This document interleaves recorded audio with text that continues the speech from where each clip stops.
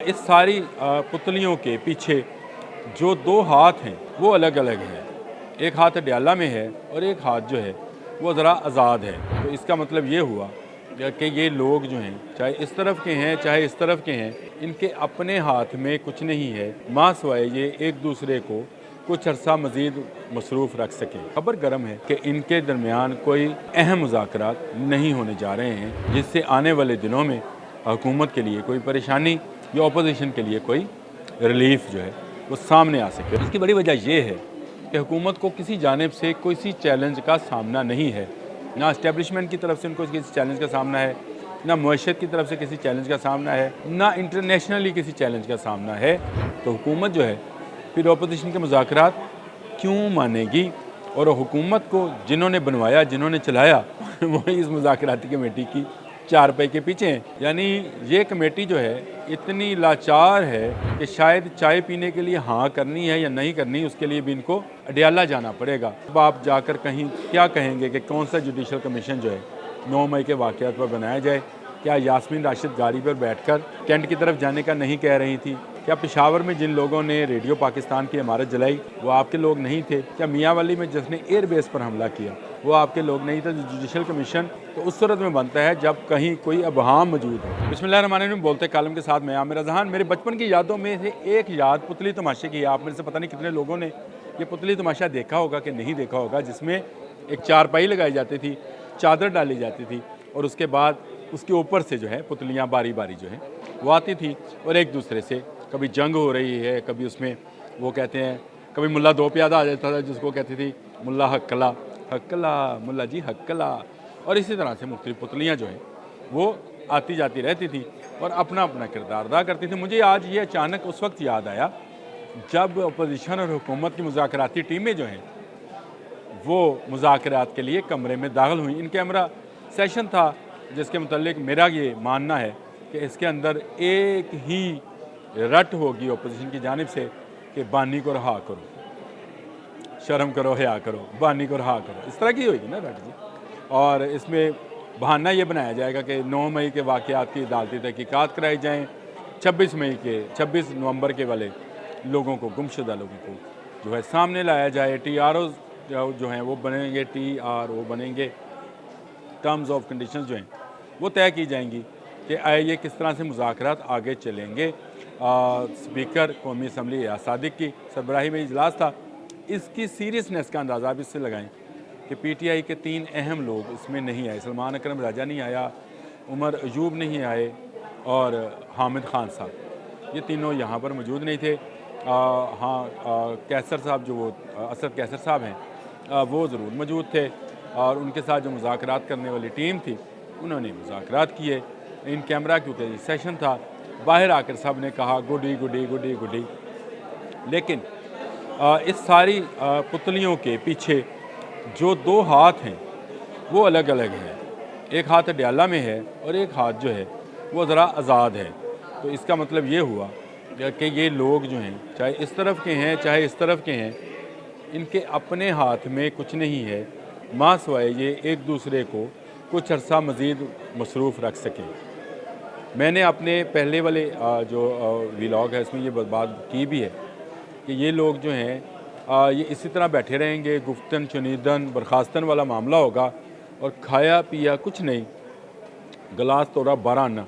मेरी चाय 4 आने की भी हो, चाहे ठंडी नहीं होनी चाहिए, चाहे ज़रा गर्म होनी चाहिए, क्योंकि खबर गर्म है कि इनके दरमियान कोई अहम मुज़ाकरात नहीं होने जा रहे हैं, जिससे आने वाले दिनों में हुकूमत के लिए कोई परेशानी या अपोजिशन के लिए कोई रिलीफ जो है वो सामने आ सके। और उसकी बड़ी वजह चाय का घूंट लेने के बाद बताता हूँ।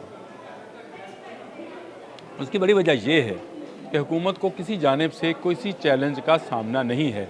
ना इस्टेब्लिशमेंट की तरफ से उनको किसी चैलेंज का सामना है, ना मुआशरत की तरफ से किसी चैलेंज का सामना है, ना इंटरनेशनली किसी चैलेंज का सामना है।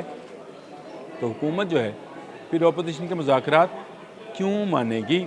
और हुकूमत को जिन्होंने बनवाया, जिन्होंने चलाया वही इस मुज़ाकराती कमेटी की चारपाई के पीछे हैं। और दूसरी चारपाई के पीछे कौन है? जहाँ से दूसरे वारियर्स जो हैं वो आ रहे हैं, वो अडयाला में बंद एक शख्स है जिसको बानी PTI इमरान खान कहते हैं। جن کے متعلق ہے کہ وہ ہر بات ان سے پوچھ کر کی جائے گی، ہے نا مزہ۔ یعنی یہ کمیٹی جو ہے اتنی لاچار ہے کہ شاید چائے پینے کے لیے ہاں کرنی ہے یا نہیں کرنی، اس کے لیے بھی ان کو اڈیالہ جانا پڑے گا۔ تو وہاں سے اڈیالہ سے جو احکامات آئیں گے اس میں سب سے پہلا حکم تو یہ ہوئے گا، مجھے باہر نکالو میرے نوجوانوں، مجھے باہر نکالو۔ تو لیکن کیسے باہر نکالیں؟ اب آپ کا کیس جو ہے فوجی عدالتوں میں جانے والا ہے، کیونکہ جو لوگ 25 پکڑے گئے تھے انہوں نے تمام بیانات ایسے دیے ہیں جس سے زمان پارک والا زمان پارک والا گھر جو ہے جو آج کل بشرا بی بی کے نام پر ہے، اس گھر میں سازش کیسے گھڑی گئی اس تک کڑیاں ملتی چلی جا رہی ہیں۔ تو آپ کو رہا کیسے کیا جائے گا، اور اس پر حکومت جو ہے کبھی نہیں آئے گی۔ رہا 9 مئی، تو 9 مئی میں عدالتی کمیشن کیا بننا ہے جب آپ کے پاس تمام ملزمان کے ثبوت، ان کے بیانات، ان کی تصویریں، ان کی ویڈیوز سب کچھ موجود ہے، تو اب آپ جا کر کہیں کیا کہیں گے کہ کون سا جوڈیشل کمیشن جو ہے 9 مئی کے واقعات پر بنایا جائے؟ کیا یاسمین راشد گاڑی پر بیٹھ کر کینٹ کی طرف جانے کا نہیں کہہ رہی تھی؟ کیا پشاور میں جن لوگوں نے ریڈیو پاکستان کی عمارت جلائی وہ آپ کے لوگ نہیں تھے؟